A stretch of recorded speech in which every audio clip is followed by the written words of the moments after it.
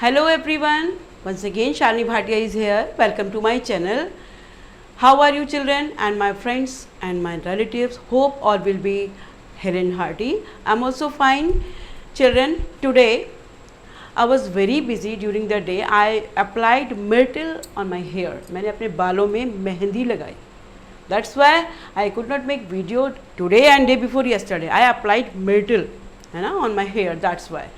So अब आज today I brought for you figure of speech. I gave you 2 figure of speeches in one video in the line, and today I will give you 3 more figure of speech in this video. Okay, so let's start. देखिए, आपको बताया भी था पहले कि जैसे कोई lady होती है, जैसे मैं हूँ, I am standing before you, I wear lipstick, I put on lipstick on my lips. मैंने क्या लगाया? लिपस्टिक लगाई. मैंने बालों को कॉम्ब किया, है ना, आई कॉम्ब्ड माई हेयर. मैंने बालों में कंघा किया, है ना. Then I presented myself. मैंने फिर अपने आप को आपके सामने, क्यों? Because to look beautiful. Without makeup I didn't come, मैं नहीं आई. तो मेकअप करती हैं, जैसे लेडीज़ मेकअप करती हैं टू लुक द ब्यूटीफुल, है ना, कि वो दूसरों को सुंदर दिखे. तो ऐसे ही जो पोएट होते हैं वो क्या करते हैं, राइटर जो होते हैं, वो लैंग्वेज को सुंदर बनाने के लिए, ब्यूटीफाई करने के लिए उसमें अलंकारों का यूज़ करते हैं, है ना. सिंपली जो बात कह देते हैं वो अलंकारित रूप में कहते हैं, उनको डेकोरेट करके, है ना. तो वो जो डेकोरेट करते हैं जिस चीज़ से, वो है figure of speech. That I told you in the previous video also. So 2 I gave you, metaphor and simile I gave you, and today I am giving you more. So look at the board. Figure of speech बता दी आपको क्या होती हैं और क्यों वो होती हैं use. The very third one is personification. देखिए, पर्सन से बना पर्सोनिफिकेशन, मानवीयकरण, है ना.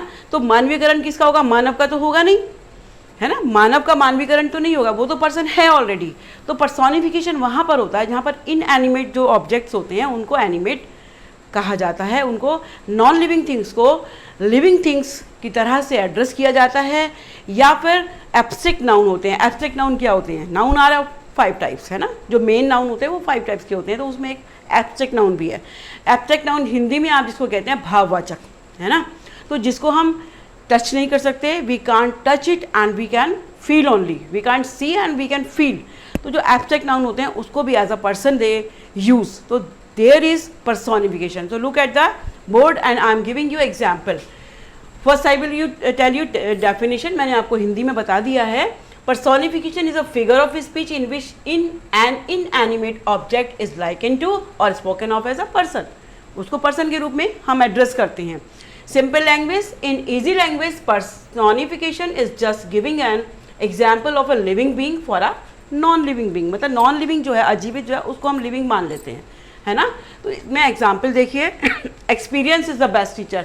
अब एक्सपीरियंस क्या है? ये एब्स्ट्रैक्ट नाउन है ना. अनुभव, हमारा जो अनुभव है वो हमारा सबसे अच्छा टीचर है, उसको हम एज ए टीचर ट्रीट कर रहे हैं. तो यहाँ पर एक्सपीरियंस को जो है पर्सोनिफाई कर दिया है. द विंड शाउटेड, हवा चिल्लाई, यानी कि हवा जब तेज चली तो विंड के लिए पोएट ने यूज़ किया द विंड शाउटेड. ठीक है. तो यहाँ पर विंड क्या है? इसको हमने पर्सोनिफाई किया है. नॉन लिविंग थिंग्स है. एक ये है opportunity knocks at the door but once. Opportunity, अवसर, मौका. हमारा दरवाज़ा खटखटाता है लेकिन एक बार. तो अपॉर्चुनिटी, दरवाज़ा कौन खटखटाता है? पर्सन, है ना. कोई पर्सन होगा वो ऐसे करके नॉक करेगा. बट यहाँ पर हमने अपॉर्चुनिटी को, एक एब्स्ट्रैक्ट नाउन को एज अ पर्सन डील किया है. तो that's why there is personification. तो these are the example of personification. अब आ जाइए आप एलिटरेशन पर. एलिटरेशन क्या है? हिंदी में जिसको आप अनुप्रास अलंकार कहते हैं. रिपीटिशन ऑफ द लेटर्स, है ना. एक लेटर जो है सेंटेंस में रिपीट हो रहा है, हर वर्ड में या 2 या 3 वर्ड में रिपीट हो रहा है या 2 वर्ड में भी रिपीट हो रहा है, तो there will be alliteration.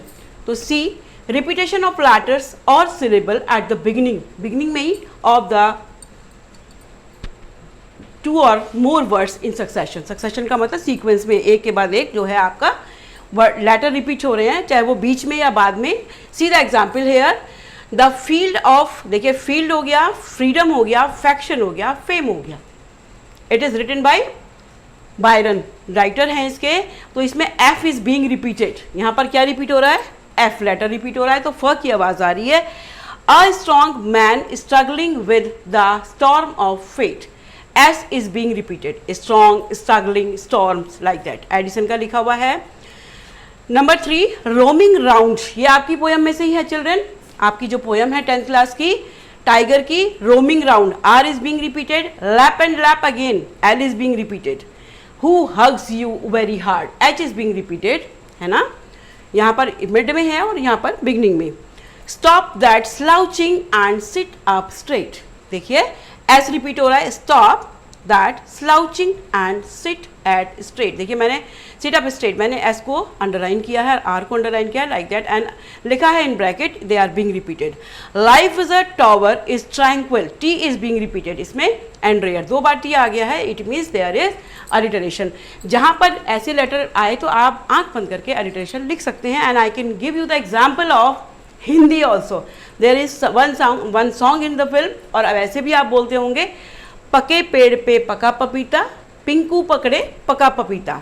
And one more is there, Khadak Singh के खड़कने से खड़कती हैं खिड़कियाँ, खिड़कियों के खड़कने से खड़कता है खड़क सिंह. तो these are the example of alliteration also, because in one sentence ख is being repeated and the other sentence प इज बींग रिपीटेड, वो हिंदी में है and that is in English. This is the difference only.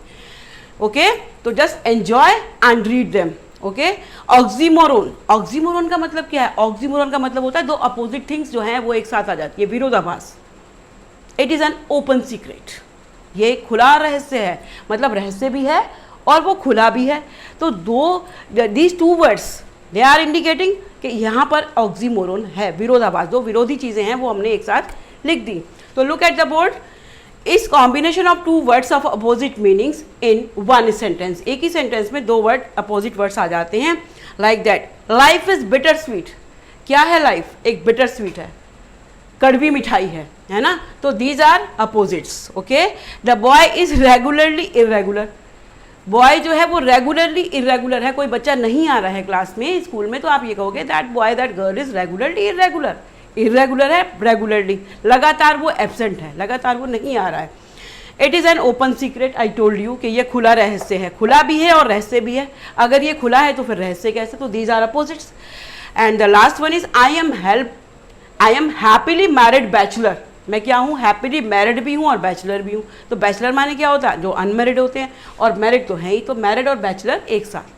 तो इसमें जो है opposite, two opposite words, opposite meaning जो है एक साथ रखे जाते हैं, दैट इज ऑक्सीमोरोन. तो in this way I gave you personification, alliteration and oxymoron. Before that I gave you metaphor and simile. Just enjoy these figure of speech along with the poems, and don't forget to subscribe my channel and just keep practicing of the poem. You will be preparing for the exam today, and next in the last you will have this exam of English. Then you can watch my video. Bye children, God bless you.